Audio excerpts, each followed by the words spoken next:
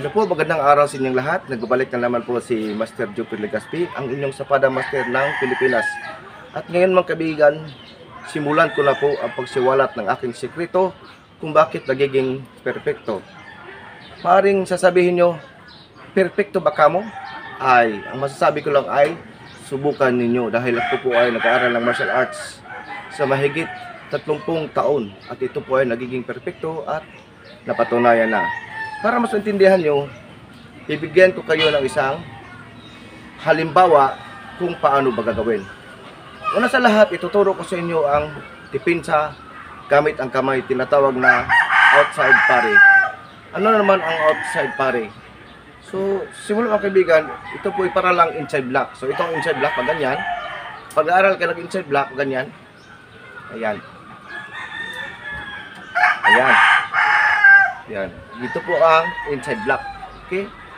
So, kung takot kayong gumamit ng outside pare, gamitin nyo ang depensa nyo. So, ito po ang gagamitin natin. So, ang pamaraan po natin kapag itong kanan at ito naman kaliwa, kapag pupunta dito ang kaliwa, dapat dadalhin sa ibaba to kamay yan. Okay? Subukan natin dahil papasok dito ang suntok. Okay? Paring ang suntok ng kalaban ay papasok dito at gusto kang susuntokin sa mukha. So isipin natin na ikaw ay susuntokin sa mukha. Yan. So maramdaman mo napakasakit. So perfect timing lang mga kaibigan. Kapag papasok na ang suntok dito, ayan. So kunwari, tuwagilid ako, papasok na dito ang suntok. Huwag mong hintayin na tatamaan ka. So titingnan mo at pakiramdam mo na malapit na papasok, malapit ka tatamaan, dito mo ididepensa. Ayan. So tulak mo tagilid para hindi ka tamaan. Ang tawag sa Bisaya dyan ay sapi. Dahil kung ito ay suntok, dahil itutulak mo sa tagiliran para hindi ka matahan. Kung ganyan, kung ito ang suntok, dito po ang kontak, tulak mo. So ganyan, habang tinutulak mo ang kamay ng kalaban, hila mo to. Okay? Habang tinutulak mo, hila mo to tapos ganti. Ayan. Subukan natin. So, sa mga baguhan lang, subukan nyo ito. So, mga hindi pa nag-subscribe, please subscribe my channel dahil mas marami pa akong ituturo sa inyo. So, ulitin natin. Pag ganyan ang forma mo, depensa dito, depensa.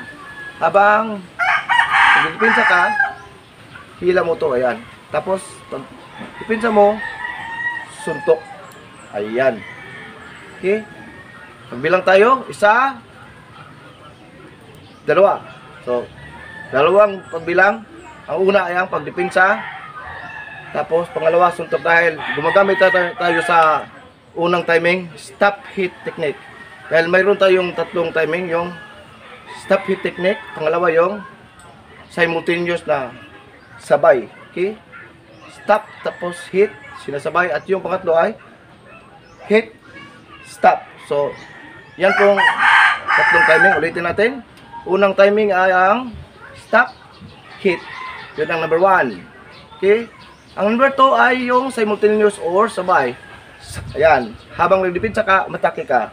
At ang pangatlong timing ay ang suntok, depensa. Ayan. Yan ang pangatlong timing. So, sa ngayon po ay gumagamit tayo ng unang timing yung depensa.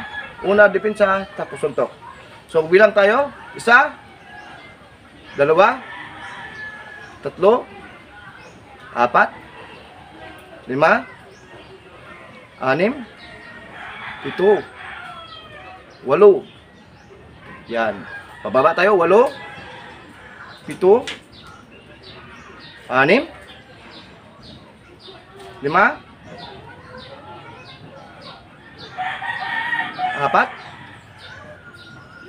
3, 2,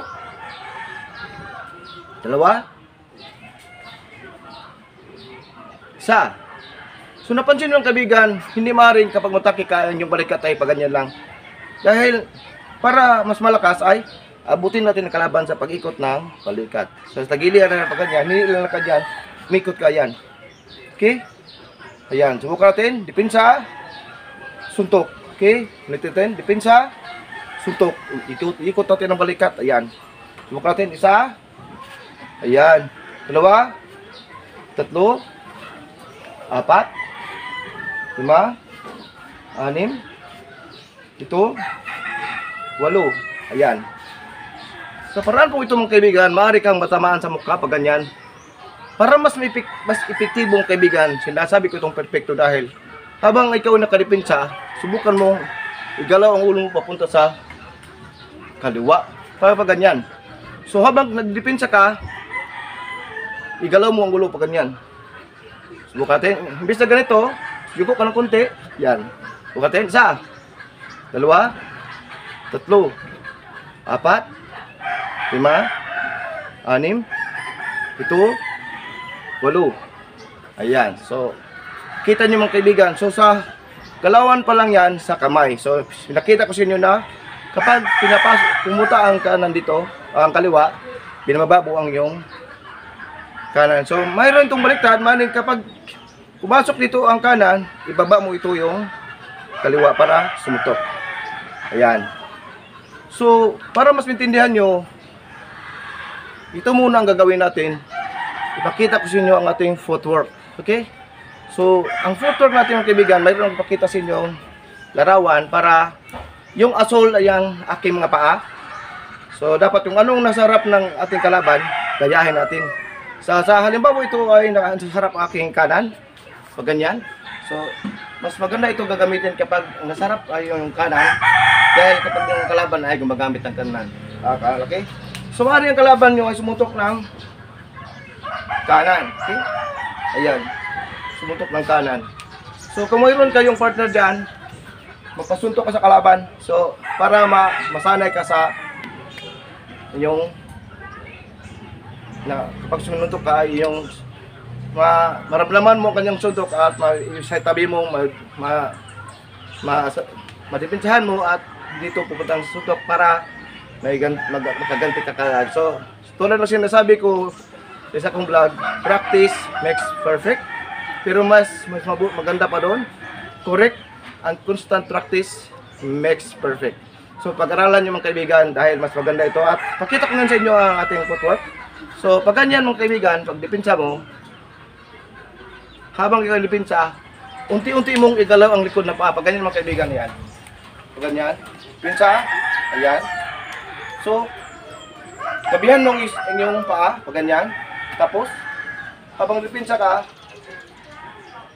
hakbang ka ng isang hakbang, tabihan mo ang paa ng kalaban. So, mayroon itong pattern para makapasok ang iyong paa.